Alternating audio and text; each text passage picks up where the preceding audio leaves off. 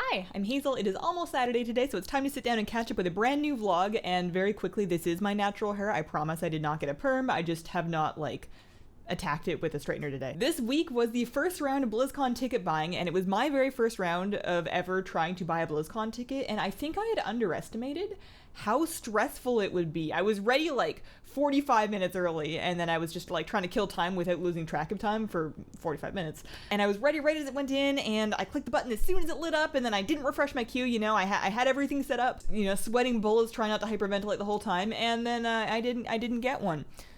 So if you also feel like you did everything right and you didn't get one, you're not alone.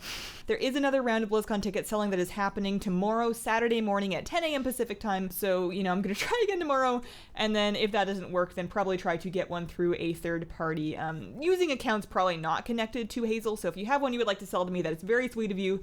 But I'm probably going to try to buy one anonymously just to preserve the privacy of my full legal name. But yeah, no luck on the BlizzCon ticket. I am definitely going. I've already paid for my flight and my hotel, so I'm going to California.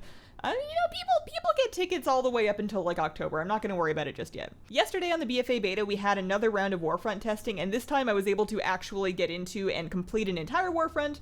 I think a big part of that was I think they had backfilling this time. We were getting people added into the group after people had left. So I did an entire Warfront, and I can say, having done it once, I need to test it a little bit more and kind of gather my thoughts on the whole thing, but my initial impression is that it's a really great idea on paper.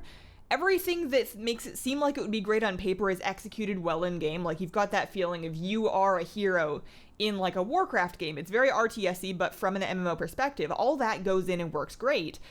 But it's boring. It's I would rather just be playing normal WoW.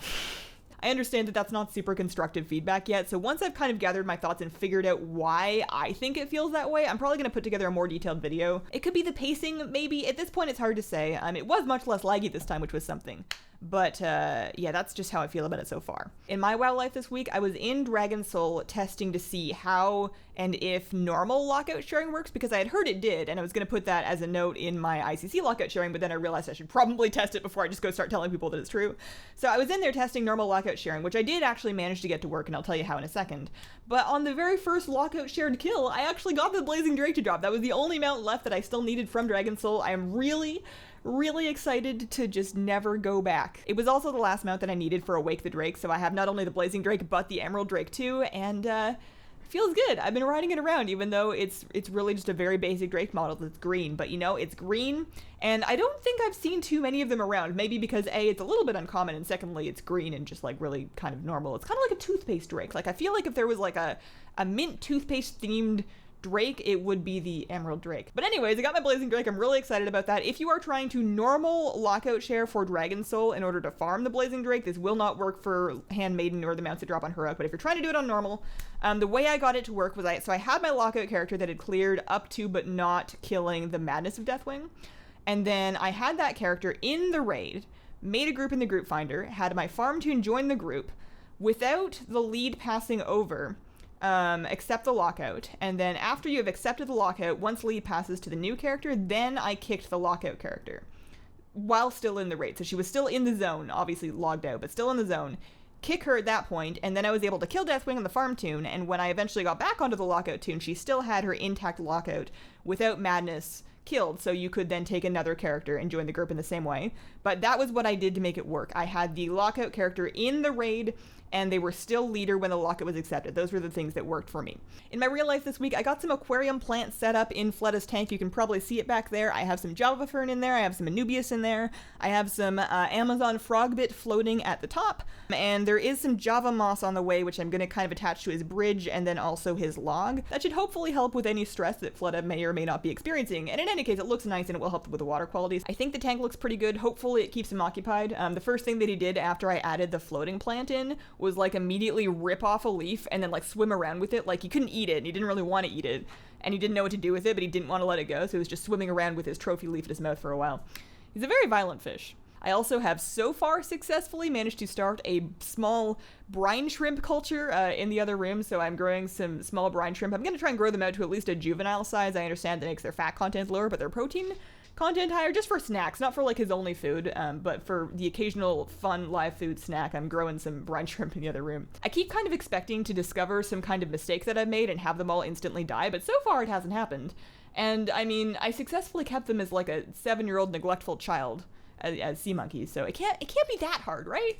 I don't need 100,000 of them. I just need, like, you know, snacks, fish snacks.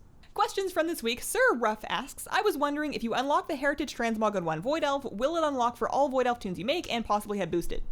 Yep. Yes, it will. Once you've unlocked it once, you then have access to that Heritage armor for all current and future characters of that allied race that you ever make. Just that race, but anything that you make will then have access even if you boost it or recruit a friend or whatever. So you only have to unlock it once. Bordur asks, are you dyeing your eyebrows too? And how are you doing it? I am not dyeing my eyebrows. I've never dyed my eyebrows. They do look kind of pink. I think it's the camera. The camera also makes my skin look kind of pink when it really didn't with the other camera. I'm still kind of trying to figure out how to color grade this camera footage. But no, I have not dyed my eyebrows. I would not recommend it. It can be very dangerous. If dye or bleach drips into your eyes, then you can be blind and it's bad. So I have not dyed them. I don't have it on my fingers. It's just bad color grading. Sam Watson asks, Hazel, I have a question. There is a goldfish at my work in a bowl that is definitely not big enough. I feel really bad for it. What can I do to make its life a little better? So this one is tough because the things that goldfish needs are probably out of the reach of what the office will allow you to do. One thing that will make it more comfortable is at the very least doing pretty frequent partial water changes to try and help keep his water clean so he's not just poisoning himself with his own ammonia. That'll help.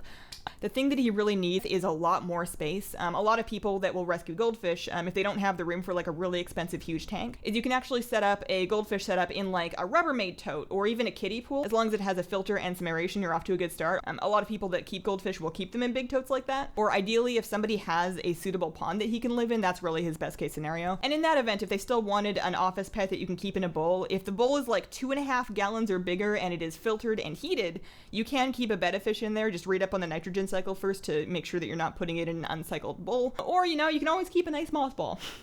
It's hard to kill mothballs, and they're cute, and they're plants. Sama Chaos asks, question, so you have a cat, dog, betta, snails, and maybe some future shrimp. Are there any other animals you would like to own one day? What's a dream pet for you? So, a dream pet for me is going to be something that I can't take care of right now, otherwise I would probably already have it, but also something that I would one day want to take care of. So nothing crazy exotic. I don't want to do birds. I enjoy visiting other people's birds, but I wouldn't want to do one myself, and I feel the same way about reptiles and most amphibians. But kind of related to the last question, I would really love a goldfish tank, like a proper goldfish tank specifically for Shubunkin goldfish. And that would need to be a really big tank. Those are long goldfish. They can get to be huge. They're very messy. They are ideally pond fish, but you could keep like 3 to maybe 5 of them if you had like 100 to 120 gallon, like 4 to 5 foot long tank. So that's kind of like my dream fish tank because that's just a huge fish tank. I'm never going to do it in an apartment. I would ideally want to be in a house where I think I'm going to stay for a while and I can get really well acquainted with the flooring situation so I don't put it somewhere bad for something that heavy. Scaled back from that a little bit, I would love to one day do a second betta fish tank after I've kind of learned any lessons that I'm kind of learning from doing this one. I would love to do another setup like that, kind of like a 5.5 gallon, but with, I would love to get an imported, like a marble betta. Those are really cool looking, and they actually change with color over time. So I think that would be really fun. And then if I ever had a property that allowed it, I know I'm giving you a lot of answers here, but if I ever had a property that allowed it, I would love a couple of chickens. I had chickens as a kid. I never want to have that many chickens again, but I feel like 3 chickens, just like a couple of them. You know, you have them for like the garden, you have them so you can watch some chickens if you wanted to watch some chickens. You can feed kitchen scraps to them if there's like vegetables or whatever, and then I would probably never slaughter my chickens because I don't eat chicken anyways. I would just have them, and if they lay eggs, that's good, and if they get too old to lay eggs, then that's just my nice old chicken friend.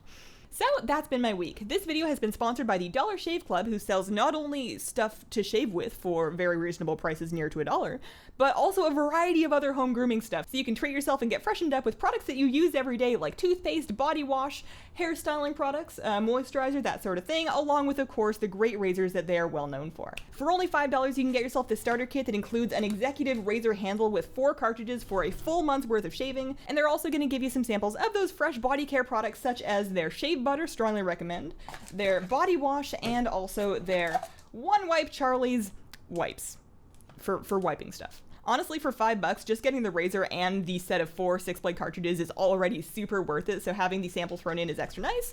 And I can say, at least for me, once I started shaving with the Dr. Carter's Easy Shave Shave Butter, I can't shave with other stuff anymore.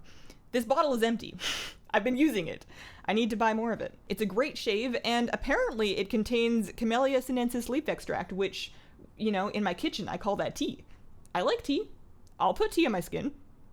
Seems to work real good. This $5 starter kit offer is available at dollarshaveclub.com/hazelnutty, and once you've fallen in love with the shave, you can get replacement cartridges shipped to you automatically every month, so that any time that you would have spent shopping for razors, you can now put into more important things like invincible runs or watching your fish. The refills are only a couple dollars a month, specifically between 3 and 9 depending on how many blades you want in your cartridges, and they send you 4 every month, so that there's no guilt about throwing out your old one. Just get rid of it. It's time. Thanks for checking out my sponsor at dollarshaveclub.com/hazelnutty. Thanks for watching. If you have any questions that you would like me to answer on the vlog, please leave them as comments on the most recent vlog, and have a wonderful, wonderful day. Bye!